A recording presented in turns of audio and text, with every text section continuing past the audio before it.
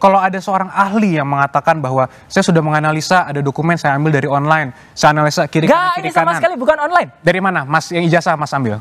Ijazahnya adalah memang kan ijazah kita pastikan dari ketika skripsinya itu tidak benar, ya ijazahnya pasti tidak Mas benar. kan menganalisa ijazah. Ada katanya fotonya tidak sesuai dan lain. Itu dari mana source-nya? Yang menuliskan katanya dia mendapatkan langsung dari Pak Jokowi. Saya hanya butuh kejujurannya aja. Apakah foto ijazah yang Anda dapatkan itu terima langsung dari orang namanya Joko Widodo atau tidak? Saya katakan di sini itu tidak dari Pak Ya udah, Widodo. clear, udah selesai. Ya. Semua yang diceritakan nol nilainya. Ini testimonium di auditu. Apa yang diceritakan katanya ini dari orang lain, ini dari orang ini. Oke, tapi apakah boleh sebagai seorang ahli, Mas kan seorang ahli sering di persidangan kan? Ya. Boleh nggak source of Kita harus percaya. Boleh nggak source of dokumen yang dianalisa seorang ahli forensik itu bukan berasal dari dokumen asli? Makanya kita tunggu. Menganalisa kopi. Boleh nggak? Apa-apa. Makanya nanti kita tunggu. Kita tunggu kalau Mas punya yang asli, ya kita bandingkan. Selesai udah. Karena bukan dari orangnya langsung. Jadi kalau bukan dari orangnya langsung, mau kita berdebat itu foto dari mana, dari temannya, mau 1000 teman Mas yang disampaikan, mau 1000 kawan atau foto apapun, selesai. Orangnya langsung yang harusnya aja. Kalau itu ternyata yang kemarin dianalisis juga oleh saya dan Dr. Respon, itu tidak benar. Orang itu yang pernah memposting dan katanya asli itu, katanya dia dapat dari Pak Jokowi itu, penyebar hoaxnya dia. Tapi yang menganalisa seakan itu palsu siapa Mas? Loh kita, karena kalau itu palsu, berarti yang ada disebar oleh hoax itu palsu kan? Polemik ijazahnya Pak Jokowi kan ini udah diverifikasi di KPU mestinya Mas Ilham. Dari mulai tingkat kota sampai ke KPU RI saat Pilpres. Ya, pertama saya ingin menjelaskan dulu tugas KPU dalam rangka melakukan verifikasi. KPU itu juga melakukan verifikasi tidak hanya ijazah, tetapi juga kesehatan dan banyak hal lain. Nah, kita melakukan POKJA, kelompok kerja yang melibatkan misalnya dokter kesehatan. Ketika itu kita melibatkan misalnya RSPAD dalam rangka memeriksa kesehatan dari calon presiden. Nah, kemudian juga dalam tim melakukan verifikasi kami buat POKJA. Kami buat POKJA dan kemudian nanti kita melakukan verifikasi berdasarkan fotokopi ijazah yang sudah legalisir oleh kampus tempat yang bersangkutan belajar misalnya saja. Nah, kita datang ke kampus tersebut dan kami hanya melakukan verifikasi yang menyatakan bahwa benar yang bersangkutan adalah pernah kuliah di kampus ini dan ijazah dikeluarkan oleh kampus tersebut. Oke, berdasarkan dari UGM itu berarti ya? Verifikasi tersebut. Nah, jadi KPU tidak dalam konteks menggunakan tugasnya seperti yang disampaikan oleh Mas Roy misalnya, melakukan forensik atau memastikan bahwa itu ijazahnya palsu atau tidak. Tidak. KPU hanya memastikan bahwa UGM, kita mau tanya nih, gitu kan? Apakah kemudian Pak Jokowi pernah berkuliah sini dan ijazahnya dikeluarkan oleh Anda? Benar, sudah cukup. KPU menganggap bahwa itu adalah benar bahwa Pak Jokowi adalah lulusan atau kemudian lulus dari UGM berdasarkan fotokopi ijazah digalisir diserahkan kepada kami sesuai dengan persyaratan peraturan perundang-undangan. Nah, itu tugas KPU, tidak melakukan tugas-tugas forensik atau memeriksa, mau pakai kacamata dan sebagainya, tidak sama sekali. Ya, KPU tugasnya hanya yang diamankan oleh undang-undang seperti itu. Kita hargai kejujuran KPU. Ya, memang KPU kan tidak memeriksa forensik itu, jadi menyerahkan kepada UGM lagi. Jadi makanya nggak apa-apa kalau kita challenge UGM, nggak apa-apa, kita hormati KPU. KPU sudah menjalankan tugas dengan benar, verifikasinya hanya cukup ke kampusnya. Tapi ternyata kalau kampusnya bisa salah, kampus kan nggak seluruhnya pasti benar, bisa saja kampus salah. Kalau skripsinya kayak gitu, ya apa mungkin kemudian keluar ijazahnya? Ini loh yang menjadi soal. Apa iya kampus bisa salah? Kita dengarkan dulu pernyataan dari UGM berikut. Oh iya. Joko Widodo itu tercatat dari awal sampai akhir melakukan tridharma perguruan tinggi di Universitas Gadjah Mada. Itu sudah kami jelaskan dan Joko Widodo itu lulus pada November ya. 5 November 1985 sesuai dengan catatan di dokumen Fakultas Kehutanan. Mas Roy, saya izin nanya, mohon dijawab dengan jujur. Oh ya. Mas kan tadi bilang bahwa Mas itu sarjana UGM. Katakanlah ijazah Mas hilang. Ya. Kalau punya Pak Jokowi ada, saya andaikan punya Mas Roy hilang, kemudian butuh untuk apply kerja atau mau mendaftarkan ke KPU. Ya. Kemana Mas Roy pergi untuk meminta legalisir? Ke UGM dan UGM. Ya. Dan UGM mengeluarkan bukan ijazah yang sama dengan kita lulus dulu loh. Oke. Ini yang penting. Iya, tapi Anda berarti ke surat UGM keterangan. ya? Oh iya. Oh iya, berarti mempercayakan UGM sebagai Loh, iya. yang karena mengeluarkan. saya lulusan sana asli, Mas. Oke, berarti clear. Berarti Pak Jokowi kemarin sudah diberikan verifikasi oleh UGM.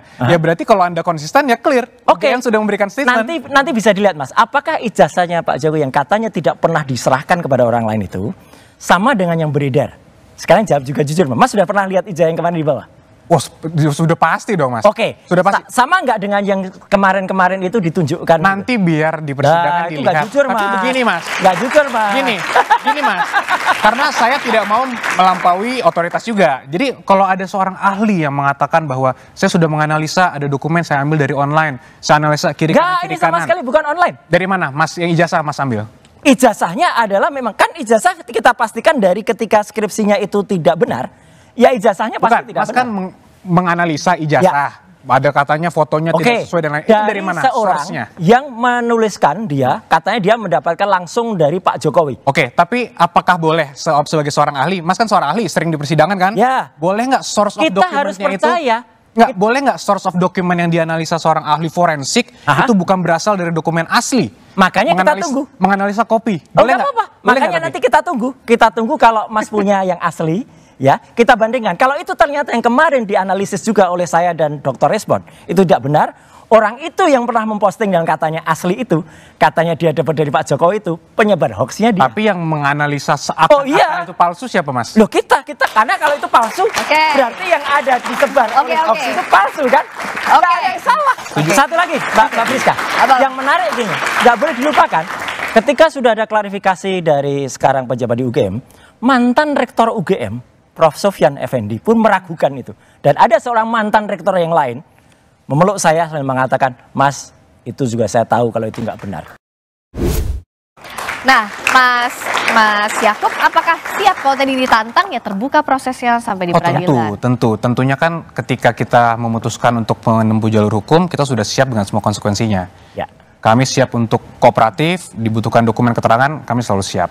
Jadi kita mungkin Mas Roy selalu bilang, bagus silahkan biar terbuka. Setuju. Mari kita lihat di Ya. persidangan. Jangan kayak UGM loh ya, ngakunya beneran, kita ketika pertemuan tanggal 15 April itu Mbak, kita bertiga tapi wah kayak gerombolan gitu ya. Terus ada beberapa kamera, saya pikir kamera itu wartawan. Ternyata tidak, baru di ujung diberitahu itu internal, Mas. Dan sampai detik ini, sampai siaran dua arah ini, kita minta rekamannya nggak pernah diberikan. Padahal di rekaman itu kalau diputar, kelihatan banget bagaimana, saya harus bilang, bagaimana pihak UGM gelagapan ketika kita tanya KKN-nya di mana, ini bukti-buktinya yang lain mana, nggak ada. Dan itu ternyata hanya internal, padahal kita kira itu adalah seperti tadi usulan Prof. Koman, benar sekali, live streaming kalau perlu nanti semua orang Indonesia nonton. Oke, jadi kalau soal bukti, tentu nanti Mas Yakub akan melihatkannya saat persidangan, misalnya. Tapi apa yang dipunya, apa yang untuk meyakinkan publik bahwa kalau Mas Roy kan bilang dari fontnya, skripsinya, apanya, kalau dari Mas Yakub dan timnya Pak Jokowi apa? Sekarang telah terjadi seakan-akan yang tertuduh yang harus membuktikan. Karena Mbak nanya ke saya, apa yang bisa Anda bawa untuk membuktikan itu asli? Ini pola pikir yang sangat rusak. Seharusnya Mbak, yang terjadi itu, kita ada negara hukum, siapa yang mendalilkan harus yang membuktikan. Nah, inilah bukti bahwa ini harus di stop segera, tidak bisa dilanjutkan, bisa menjadi presiden buruk, dan ini harus dibuat terang benderang secepatnya. Karena kembali lagi, ini berpotensi untuk sangat merusak kredibilitas bangsa Indonesia secara umum. Karena begini, kalau Mas Roy kan sudah bilang, kenapa saya tanyakan, oke dalam hukum pembuktian kan memang siapa yang mendalilkan dia harus membuktikan. Koreksi Mbak, dua-duanya equal membuktikan. Nah oke, tunggu dulu. Kalau Mas Roy kan sudah bilang bahwa font dan lain-lain, tapi di sisi lain kan ditanya apa kantornya bahwa itu adalah asli yang dipegang, begitu? Apakah bisa menjaminkan? Tentu. Karena gini, Pak Jokowi sudah melewati semua tahapan pada saat beliau kuliah.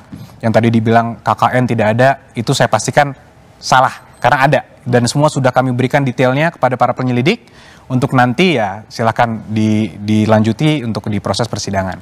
Jadi semua tahapan sudah dilalui, semua clear dan lain-lain, dan ini telah diverifikasi oleh lembaga pendidikannya. Jadi kalau bahasa sehariannya mau apa lagi? Nah, jadi kita tunggu apa yang selama ini dianalisa katanya fotonya berbeda. Sekarang juga terakhir saya lihat di media massa sudah mulai ada pihak-pihak yang bilang itu foto perkawinannya juga sudah berbeda, mungkin bukan Ibu Iriana malah. Aduh, ini menurut saya sangat jahat dan perlu di stop menurut pendapat saya. Jadi hal-hal seperti inilah yang perlu mungkin kita pahami bersama bahwa perkara ini sudah bukan lagi tentang perkara Pak Jokowi. Perkara ini sudah mengenai masa depan bangsa Indonesia dan masa depan hukum di Indonesia. Jadi kembali lagi, ini semua juga baik buat pembelajaran hukum juga buat semuanya. Ilham lihat apa bedanya dengan kasus yang tadi sempat disebut sama Mas justru saya kemudian ingin mengatakan bahwa KPU memverifikasi berkali-kali bahwa ini ada prinsip kehati-hatian di sini. Misalnya saja ketika tadi Mas Suryo mencontohkan Pak Jaya Saragih, ya ketika itu di Simalungun dia bisa jadi bupati, tapi ketika menjadi gubernur KPU melakukan tim verifikasi kembali. SMA yang mengeluarkan ijazah yang diserahkan kepada kami untuk Profesor Pak Saragih itu ternyata sekolah tadi tidak mengakui, gitu loh. Ya, sekolah tidak mengakui, sehingga kemudian kami mengambil tindakan tegas mengatakan kepada KPU Provinsi Sumatera Utara ketika itu bahwa ini tidak bisa kemudian diloloskan menjadi calon pasangan gubernur di Pilkada 2018 lalu. Nah, saya ingin membuktikan bahwa kemudian KPU melakukan verifikasi dengan hati-hati, dengan benar dan melibatkan banyak pihak terkait dengan ahli-ahli pendidikan dan bahkan juga pihak sekolah itu sendiri. Nah, ini kan bahwa sebetulnya kalau kemudian KPU dianggap mungkin misalnya ada kesalahan di KPU membuktikan bahwa di Provinsi Sumut KPU sudah membuktikan bahwa kami melakukan verifikasi yang begitu dalam, sehingga ketika dinyatakan oleh sekolah tersebut bahwa yang bersangkutan tidak pernah sekolah di situ dan tidak pernah mengeluarkan ijazah, maka kami menyatakan dia tidak masuk atau kemudian TMS. Tidak memenuhi syarat. Jadi kuncinya di institusi pendidikannya. Kalau kasusnya Pak Jokowi berarti UGM yang jadi kunci. Sekali KPU ingin mengatakan bahwa KPU tidak melakukan verifikasi forensik, tapi KPU hanya melakukan verifikasi kepada institusi pendidikan di mana yang bersangkutan bersekolah. Ya, bagus itu. Enggak, ini saya puji ya KPU ketika melakukan di Sumatera Utara. Mohon itu juga dilakukan juga pada yang kita perbincangkan ini. Apakah dalam kasus ijazahnya Pak Jokowi ya, kalau ini misalnya bukan ijazah 1, apakah KPU juga memverifikasi adanya ijazah SMA 6 yang kemudian di situ masih tertulis SMPP, betul SMPP, kan namanya Sekolah Menengah Pembangunan Persiapan, tapi ada dalam kurung SMA 6 gitu. Padahal SMA 6-nya itu belum ada di tahun itu. Apakah itu diverifikasi atau tidak? Tentu diverifikasi ya. Kalau kemudian jadi gini, ada persyaratan-persyaratan yang kemudian kita harus verifikasi berdasarkan peraturan undang-undangan. Kalaupun kemudian peraturan undang-undangan mengatakan bahwa dari SD, SMP, SMA dan ijazah terakhir, tentu kami juga harus bisa melakukan verifikasi terhadap tatanan tersebut, gitu kan?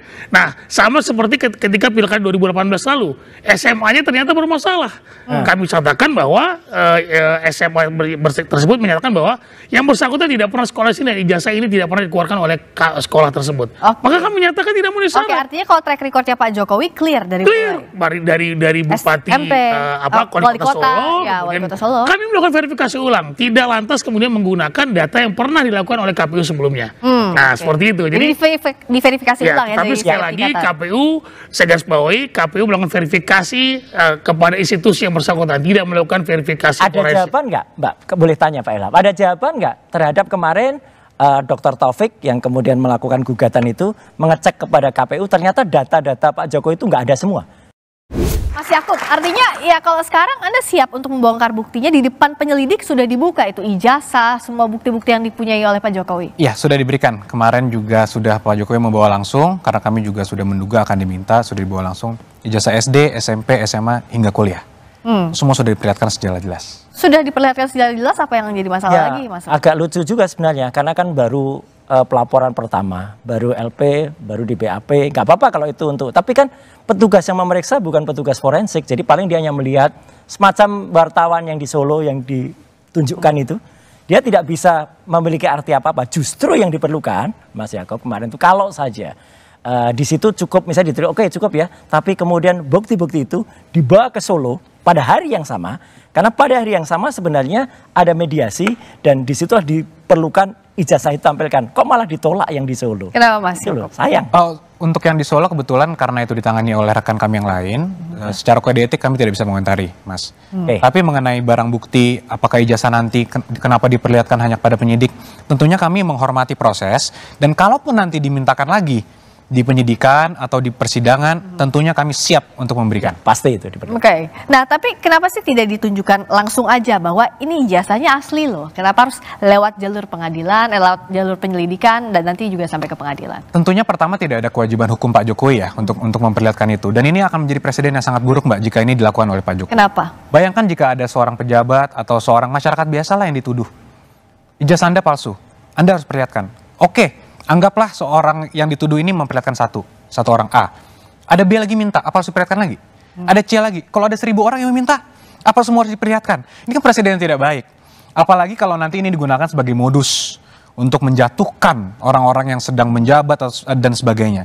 Jadi kita tidak mau ini menjadi suatu presiden yang buruk bagi penegakan hukum di Indonesia dan praktik politik juga di Indonesia. Ini yang kita jaga, Mbak. Oke. Apa ini mengada-ngada permintaan untuk melihatkan ijazah ini? Nggak apa-apa, buruk. kita hormati Pak Yakub, tapi terlalu jauh tadi ya. Kalau seorang pejabat publik, dia harus mau menunjukkan, dan itu ada diatur dalam Undang-Undang Keterbukaan Informasi Publik nomor 14 tahun 2008, dan bukan termasuk pasal yang dikecualikan di pasal 17. Kalau pasal 17 itu yang kecuali nilai. Oke, kalau nilai transkrip nggak usah, Mas. Kalau KHS, kartu hasil studi nggak usah. Itu hak pribadi. Rekam medik kesehatan itu jangan, karena itu adaan pribadi. Kemarin juga ada kasus selebriti ditulis pernah mengidap apa gitu. Waduh, itu malah nggak boleh. Tapi kalau itu misalnya kartu rencana studi, kalau misalnya itu bukti-bukti KKN, ya harus dibuka sebenarnya. Skripsi, ijazah juga. Jadi memang saya setuju tadi yang disampaikan pada acara Rosi kemarin ya.